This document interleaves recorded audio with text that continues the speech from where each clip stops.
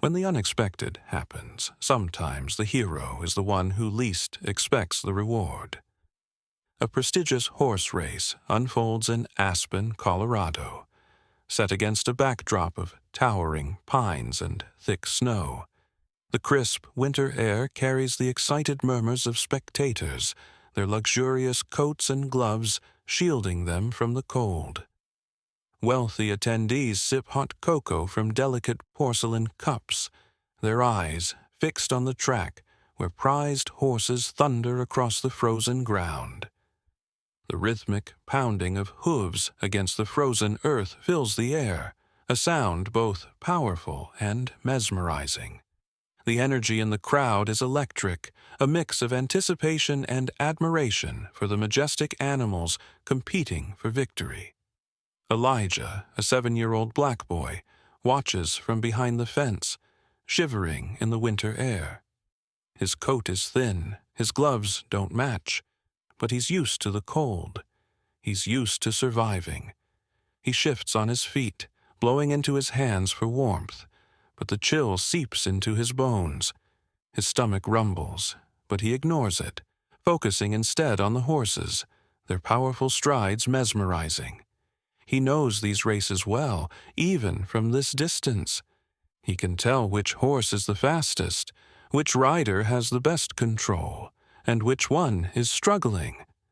His grandfather taught him that. His grandfather, a former horse trainer, used to bring him here before they lost everything. Back then, he had stood on the other side of the fence. His tiny fingers curled around his grandfather's calloused hand, eyes wide with wonder.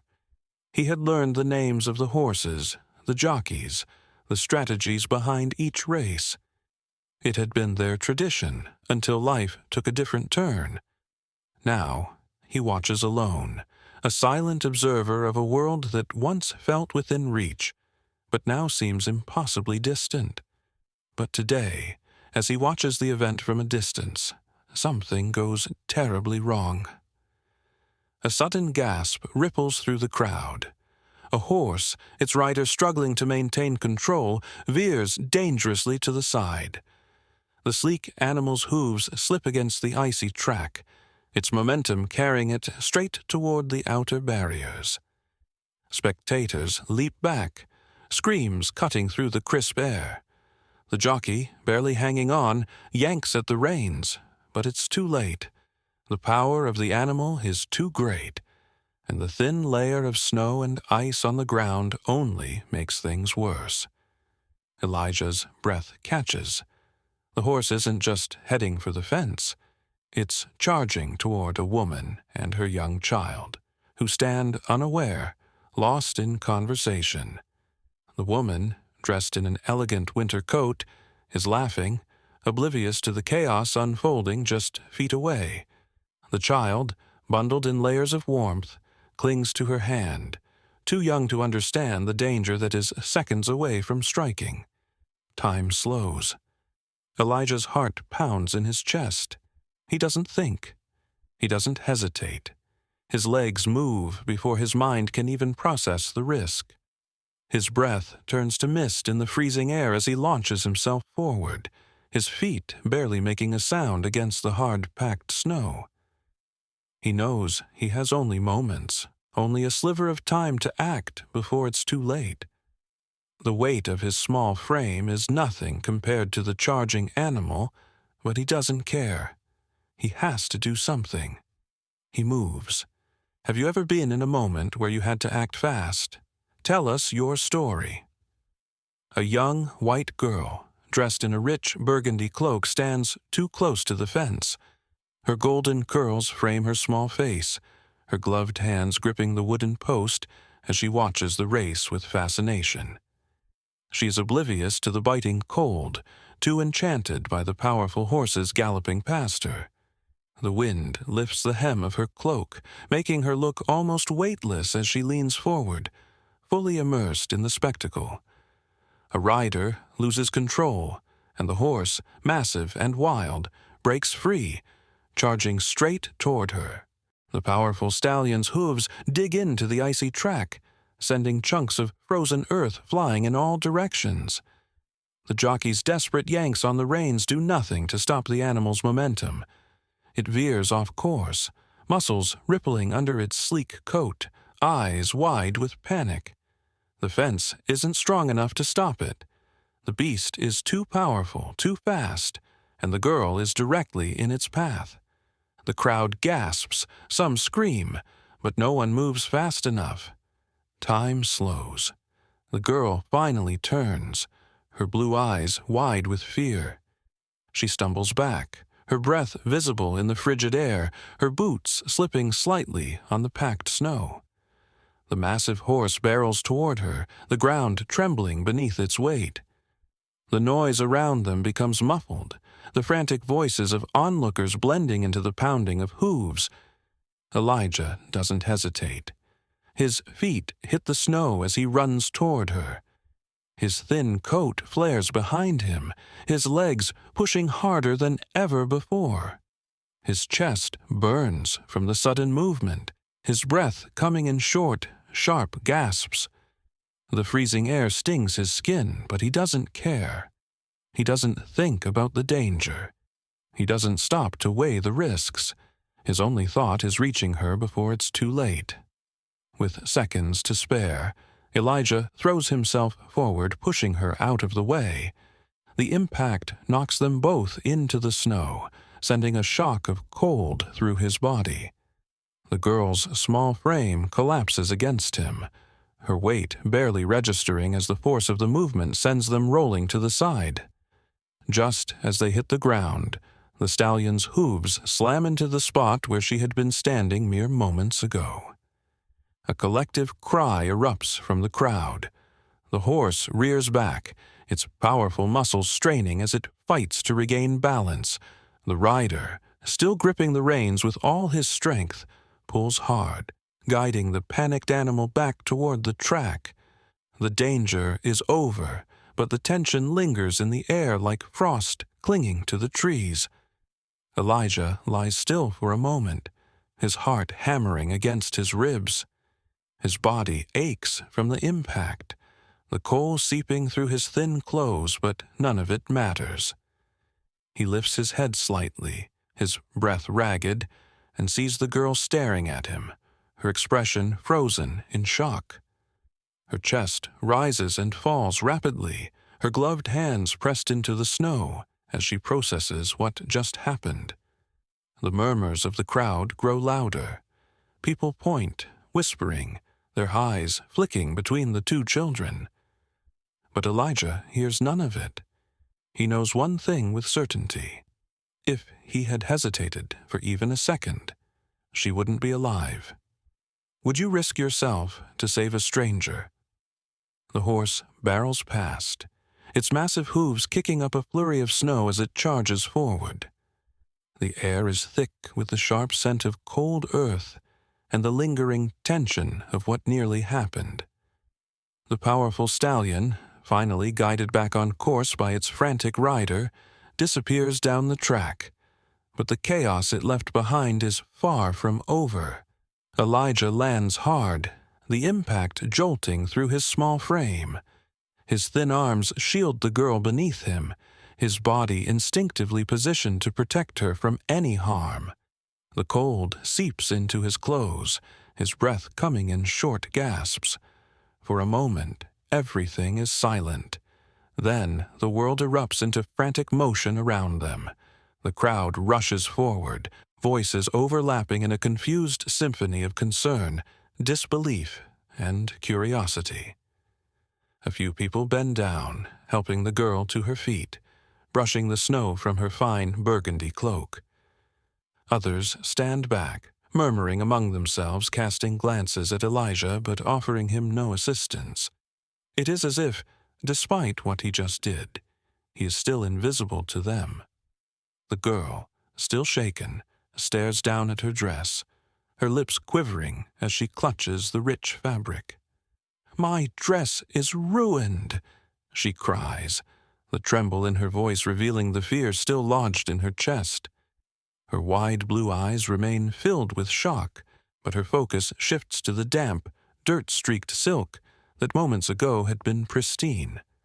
Elijah slowly pushes himself up, the cold biting into his scraped palms. His chest tightens, not from exhaustion, but from the realization settling in. No words of thanks, no recognition, just complaints about a dress. The sting of being overlooked is worse than the impact of the fall. He swallows hard, his breath visible in the frigid air, but he says nothing.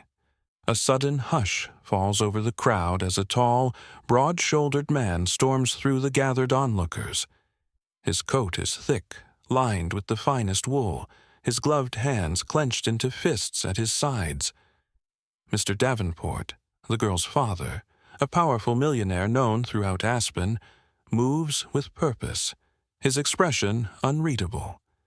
His icy blue eyes scan the scene, taking in his daughter's disheveled appearance before landing on Elijah. Mr. Davenport's gaze is cold and calculating. The tension thickens, an invisible weight pressing against Elijah's small frame. The murmurs of the crowd quiet as everyone waits, unsure of what will happen next. Will he acknowledge what Elijah just did? Will he offer gratitude, praise, or even concern? Or will he do what so many others have done before? Turn away, act as if Elijah was never there.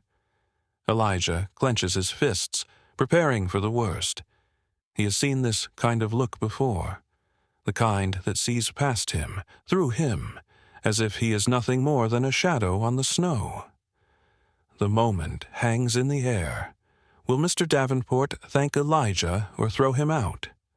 Have you ever done something good only to be overlooked? Let's discuss. Mr. Davenport grabs his daughter's arms, his gloved hands running over her shoulders as he scans her for injuries. His breath comes out in short, sharp puffs, his entire body rigid with tension. The girl sniffles, still trembling from the near disaster, but she nods quickly. "I'm fine, Papa," she murmurs, though her wide eyes flick back toward Elijah for a brief moment. Mr. Davenport doesn't notice. His icy blue eyes lock onto Elijah instead, narrowing as they sweep over his thin frame, his ragged coat, and his bare hands, red from the cold.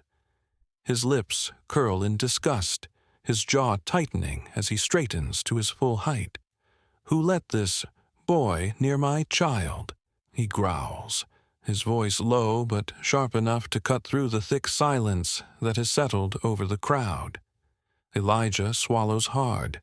He's seen this look before. Rich men who think he doesn't belong. The murmurs around them shift, growing uneasy. A few people glance at each other, unsure how to react. Moments ago, they had gasped in horror as the horse nearly trampled the girl. Some had even cheered in relief when Elijah had saved her. But now, with Mr. Davenport's voice thick with authority and disdain, the energy changes. It is as if, in an instant, the weight of Elijah's presence becomes an uncomfortable question, rather than an undeniable act of bravery. "I saved her," Elijah says softly, his hands shaking from the cold. He forces himself to stand taller, though his heart pounds in his chest. The frost clings to his breath as he exhales, waiting, hoping for some kind of acknowledgement. But Mr. Davenport doesn't care. His gloved fingers tighten around his daughter's arms, pulling her protectively toward him. "Get him away from my family," he snaps, his voice dismissive, final. The words hit harder than the cold itself. The tension in Elijah's chest tightens like a rope, the sting of rejection settling deep in his bones. The girl looks at him again, hesitation flickering in her gaze, but she doesn't speak. No one does. The crowd, once a flurry of excitement and shock, has grown eerily quiet, watching the exchange unfold with held breaths. Then, movement. A pair of uniformed security guards step forward, their boots crunching against the snow as they move toward Elijah. Their posture is firm, their expressions unreadable. They aren't here to ask questions.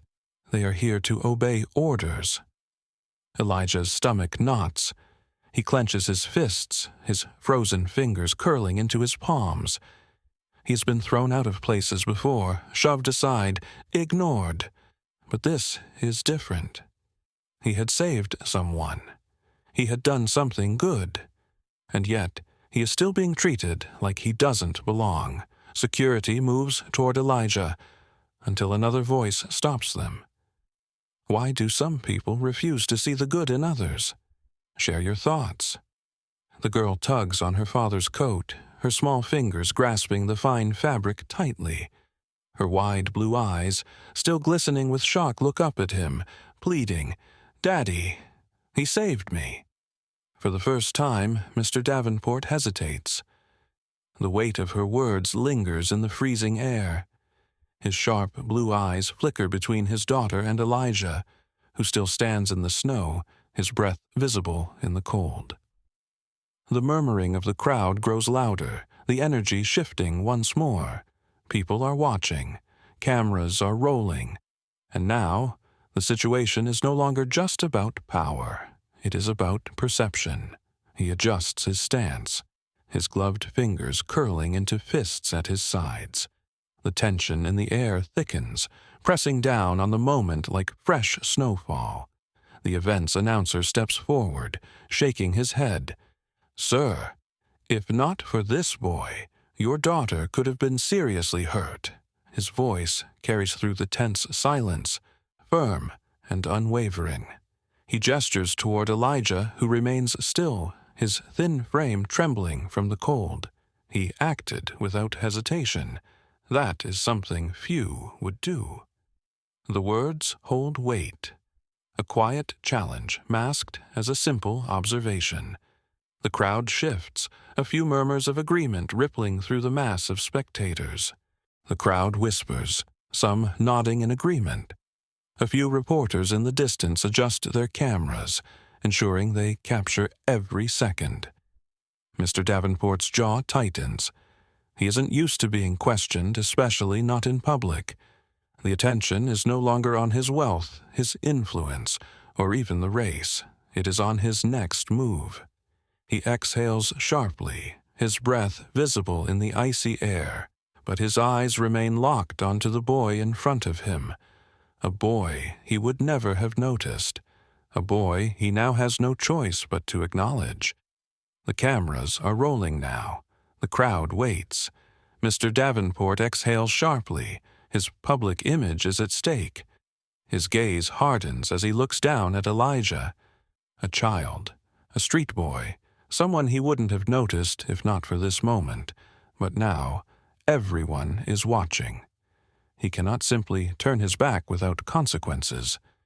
He straightens his shoulders, adjusts the fine lapel of his expensive coat, and squares his jaw. "Fine," he says at last, his voice clipped. He straightens his coat and fixes Elijah with an unreadable expression. "What do you want, boy?" "Money?" His voice is sharp, businesslike, as though he is settling a debt rather than addressing a hero. The question feels transactional, impersonal, and yet final. He is offering a way to make this moment disappear, to return to the world where their paths would never have crossed. Elijah stares up at him, his chest tightening. The question hangs heavy in the air. It is not gratitude. It is a transaction. A way to silence the moment, to erase the discomfort of owing someone he deems insignificant. The crowd watches in anticipation, waiting for Elijah's response. Some expect him to take the money and run. Others wonder if he will demand more. A few remain silent, their gazes flickering between the powerful businessman and the shivering boy standing before him. Elijah's fingers twitch at his sides. The cold bites into his skin, but the weight in his chest is heavier. His breath comes out in small puffs, his heart pounding. He knows this moment could change everything. But is money really what he wants? Or is there something more? If you were Elijah, what would you say? Drop your thoughts below. Elijah shakes his head. His small hands tighten into fists at his sides, his breath coming out in quick bursts in the freezing air. I don't want money. I just want a home. The crowd gasps. This wasn't the answer they expected.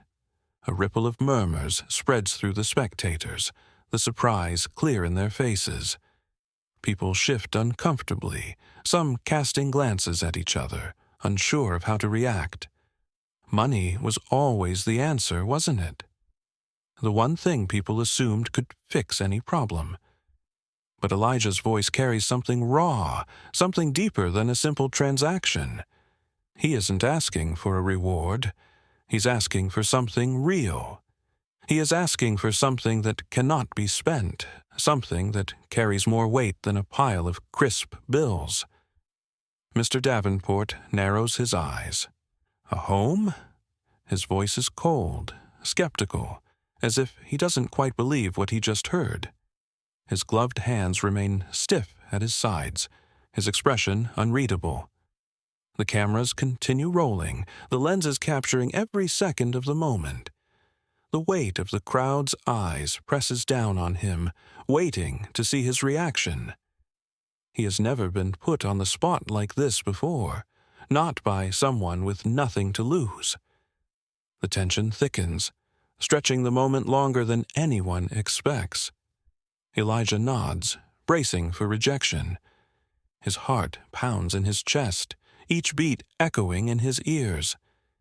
He knows he has overstepped. He knows men like Mr. Davenport don't simply give things away, especially not to boys like him. He expects the scowl, the dismissive wave, the sharp words telling him to leave and never come back. The rejection feels inevitable, but he holds his ground. He has nothing else to hold on to. But instead, there is silence. The tension in the air thickens as Mr. Davenport studies him. His jaw is set, his gaze locked onto the boy standing before him in ragged clothes and frost-bitten fingers. The murmurs of the crowd grow softer, waiting, anticipating. For the first time in his life, Elijah feels like someone is truly looking at him, not through him, not past him, but at him. It is a strange feeling to be truly seen. It is unfamiliar, and yet in this moment, it feels like the most important thing in the world. After a long pause, the millionaire turns to his assistant. His voice is low but firm. Get his name. Find out where he's been living. For the first time, Elijah feels like someone actually sees him. The assistant nods, immediately moving to follow orders. The crowd watches in stunned silence, processing the shift in the moment. Reporters scribble furiously, cameras flashing, capturing the unexpected turn of events. The energy has changed. No one is sure what this means yet. But they know something is happening, something different, something that doesn't follow the usual rules of power and wealth. Elijah remains still, his chest tightening, unsure if he is dreaming or if this is real. He had prepared himself for rejection, for indifference. Instead, for the first time, someone is offering him something beyond pity, something that feels like hope. It is fragile, uncertain, but it is there. And that alone is enough to make his fingers stop shaking. Would you have asked for something different? Let's discuss. Days later, Elijah stands in front of a warm, furnished home. Snowflakes drift gently from the sky, melting as they land on his outstretched fingers. The house before him isn't just a shelter. It's a promise, a future he never imagined would be his. The windows glow with soft, golden light, the warmth inside spilling onto the snowy ground. Mr. Davenport didn't just give him money. He gave him a future. The powerful businessman, once dismissive, had followed through on his word. He hadn't just handed Elijah a check and walked away. Instead, he had ensured that Elijah had a place to stay, a roof over his head, and a real shot at something better. The boy, who had once been invisible, now had a place in the world. His grandfather, once homeless, now has a place to recover. The old man, once weak from years of struggling in the cold, now sits inside by the fireplace, wrapped in a thick woolen blanket.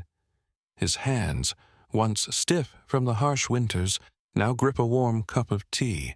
His eyes, which had seen too much hardship, now hold something else: peace.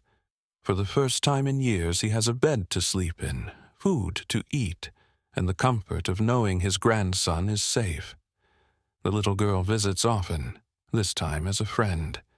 The same girl Elijah had saved now arrives with books in her arms, eager to share the world she knows. She no longer sees him as just a boy from the streets. She sees him as the person who changed everything, the one who had risked his life without hesitation. They sit by the fire, laughing, learning, growing. Two children from different worlds, now forever connected. Elijah watches the snow fall, the cold no longer biting as it once did.